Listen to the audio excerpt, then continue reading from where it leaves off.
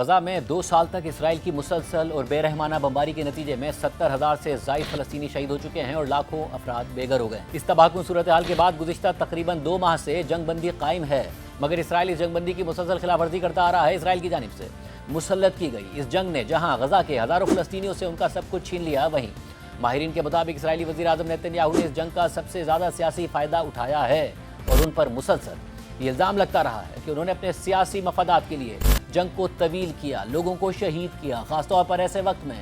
کہ جب ان کے خلاف اسرائیل میں کرپشن کے مقدمات چل رہے ہیں۔ اور اب غیر معمولی طور پر نیتن یاہو نے اپنے خلاف جاری انہی کرپشن کے مقدمات میں صدارتی معافی کا مطالبہ کر دیا ہے، اور اس سلسلے میں نیتن یاہو کے وکلاء نے اسرائیلی صدر کو ایک خط لکھ دیا ہے۔ رائٹرز کے مطابق اسرائیلی وزیر اعظم نیتن یاہو نے اتوار کو اسرائیلی صدر سے طویل عرصے سے جاری اپنے کرپشن کیس میں معافی کی درخواست کی ہے اور یہ موقف اختیار کیا ہے کہ فوجداری کارروائیاں ان کی حکمرانی میں رکاوٹ بن رہی ہیں اور معافی اسرائیل کے لیے بہتر ہوگی۔ نیتن یاہو جو ملک کے سب سے زیادہ عرصے تک وزیر اعظم رہے ہیں، وہ رشوت، فراڈ اور اعتماد شکنی کے الزامات کی تردید کرتے ہیں۔ نیتن یاہو کے وکلاء نے اسرائیلی صدر کو بھیجے گئے خط میں کہا ہے کہ وزیر اعظم اب بھی یقین رکھتے ہیں کہ قانونی کارروائیاں ان کی مکمل بریت پر ختم ہوں گی۔ اس حوالے سے نیتن یاہو نے ایک ویڈیو بیان میں کہا ہے کہ میرے وکلاء نے آج اسرائیلی صدر کو معافی کی درخواست بھیجی ہے۔ میں توقع کرتا ہوں کہ جو بھی ملک کی بھلائی چاہتا ہے وہ اس اقدام کی حمایت کرے گا۔ رپورٹ کے مطابق 5 سال سے ان مقدمات کا سامنا کرنے والے نیتن یاہو اور ان کے وکلاء نے خط میں کسی قسم کے جرم کا اعتراف بھی نہیں کیا، جبکہ اسرائیل کے اپوزیشن لیڈر یائر لاپیڈ نے کہا ہے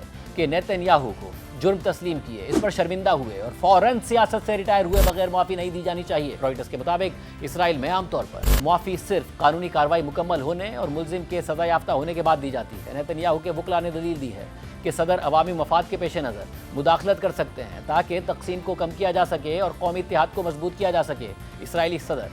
آئزیک ہرزوگ کے دفتر نے اس درخواست کو غیر معمولی اور اہم قرار دیتے ہوئے کہا ہے کہ صدر ذمہ داری اور خلوص کے ساتھ اس درخواست پر غور کریں گے۔ نیتن یاہو کے اس خط کے خلاف کل تل ابیب میں اسرائیلی صدر کی رہائش گاہ کے باہر ایک بڑا احتجاج بھی کیا گیا، جس میں مظاہرین نے نیتن یاہو کے خلاف شدید نعرے بازی کی۔ واضح رہے کہ نیتن یاہو پچھلے 5 سال سے کرپشن کے 3 مختلف مقدمات میں اسرائیلی عدالت میں پیش ہو رہے ہیں، جن میں رشوت، فراڈ